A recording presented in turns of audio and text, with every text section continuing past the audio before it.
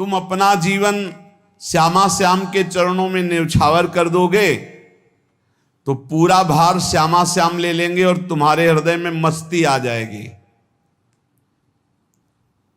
शोक, विषाद बहुत ध्यान देने योग्य विषय है। तभी लोगों को ऐसा लगता है कि ऐसा कैसे हो सकता है। भक्त के चरित्रों को जब सुनते तो लगता है ऐसा कैसे हो सकता है, ऐसी परिस्थिति में भी ऐसा कैसे हो सकता है। क्योंकि तुम मानसिक बुद्धि से युक्त हो और वो भागवतिक स्थिति से युक्त है, इसलिए तुम उसको पार पा ही नहीं सकते। जब तुम अपना जीवन श्यामा श्याम के चरणों में समर्पित कर देते हो हृदय से, फिर उनकी कृपा से सब विघ्न दूर हो जाते, एक अपार मस्ती रहती है। नहीं तो शोक, विषाद, दुख, क्लेश, कष्ट, संताप, भय, उद्वेग ये सदैव सताते रहते हैं। इसी से डिप्रेशन होता है। बार बार नकारात्मक चिंतन, शोक, विषाद, दुख, चिंता, क्लेश, संताप, भय, उद्वेग यही पूरे मानसिक स्तर को नष्ट कर देते हैं। उत्साहहीन जीवन हो जाता है।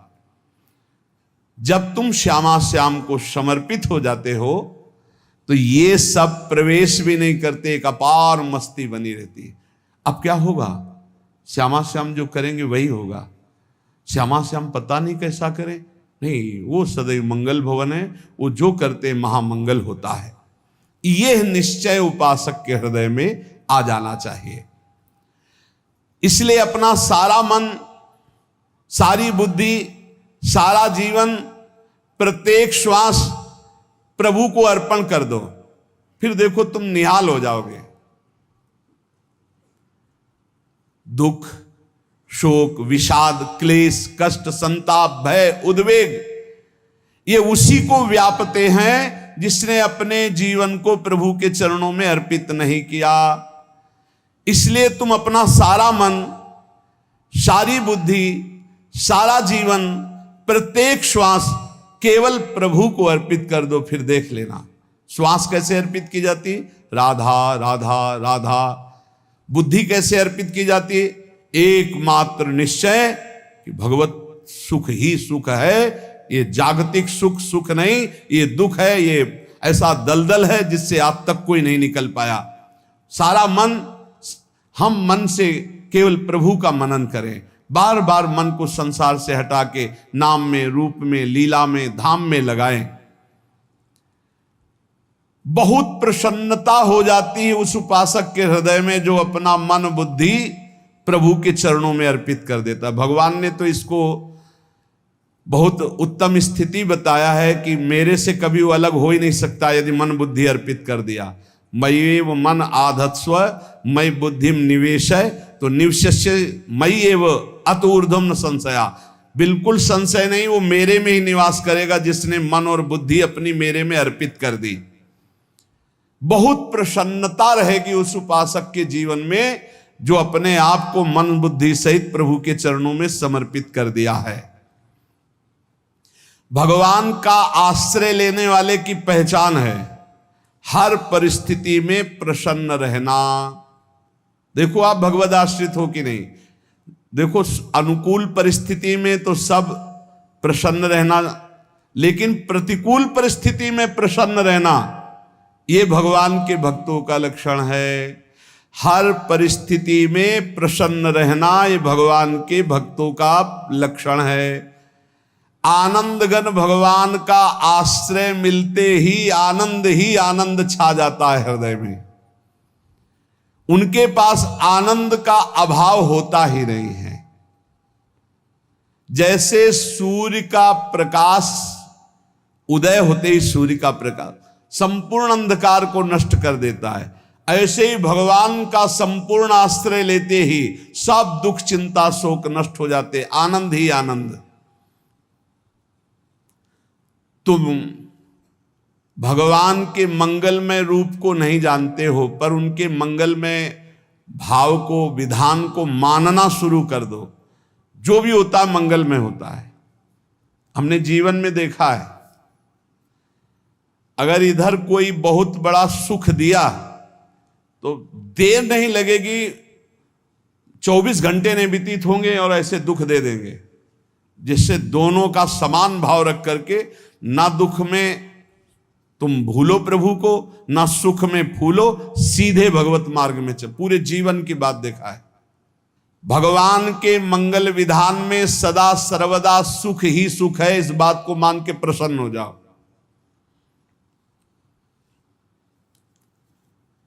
जब भगवान का भजन करने वाले की तन्मयता बढ़ती है भजन में,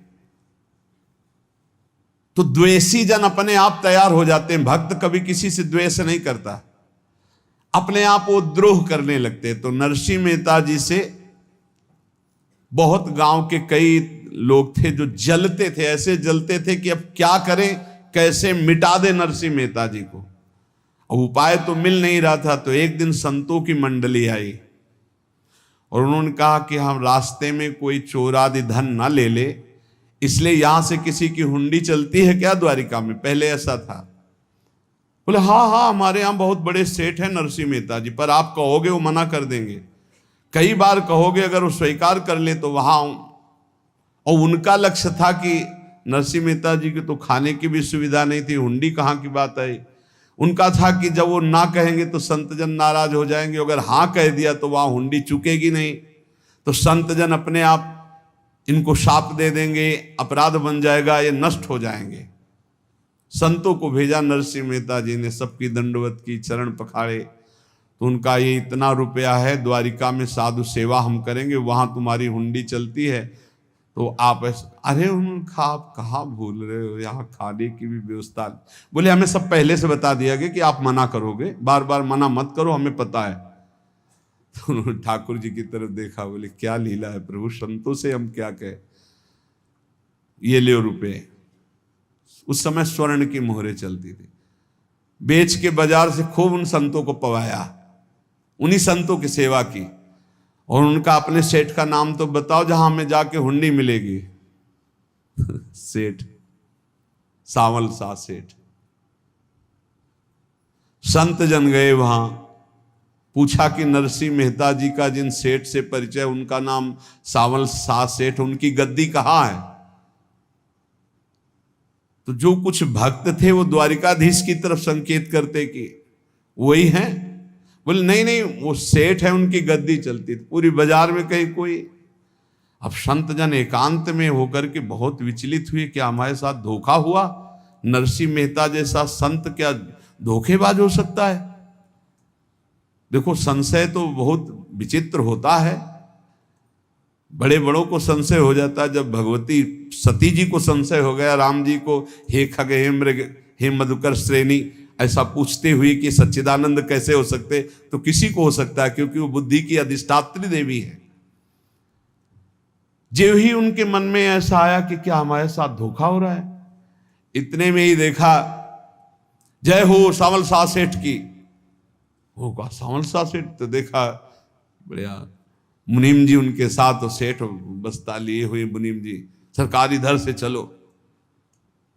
तो उनका सावल सा सेठ आपका नाम है? संतों ने कहा। बोले हाँ। बोले नरसिंह जी? हाँ। बोले आपकी हुंडी आ गई है। हुंडी एक कागज में लिखा कि ये हमारे सेठ जी को दे देना। वैसे लोग मुझे माखन चोर कहते, कोई कुछ कहता, लेकिन आपने सेठ बना दिया। जब आपने सेठ बना ही दिया तो आप कभी परवाह मत करना तुम, और ये सेवक आपकी सेवा में सदैव तत्पर है। भगवान ने ऐसा लिखा। जो भगवद आश्रित है, एक बार ये चलता रहता है, जो संत जन होते हैं उनके विरोधी अपने आप बन जाते हैं, किसी से कोई मतलब नहीं, अपने आप विरोधी बन जाते हैं। कबीरदास जी का पूरी काशी में यश था। भजन करने वाले महापुरुषों का यश बढ़ता है जब, तो जो भजनहीन होते हैं उनके हृदय में जलन पैदा हो जाती है और वो उनको विविध प्रकार से फंसाना चाहते हैं, उनको कष्ट देना चाहते हैं। तो कबीरदास जी के यश को धूमिल करने के लिए कुछ ब्राह्मणों ने एक रचना रची, मूड़ मुड़ा के कबीरदास जी के शिष्य बन करके पूरी काशी के सब आश्रमों में निमंत्रण दे आए। कल भंडारा है, संत सेवा है, सबने स्वीकार किया। कबीरदास जी अपनी दिनचर्या करके निकले तो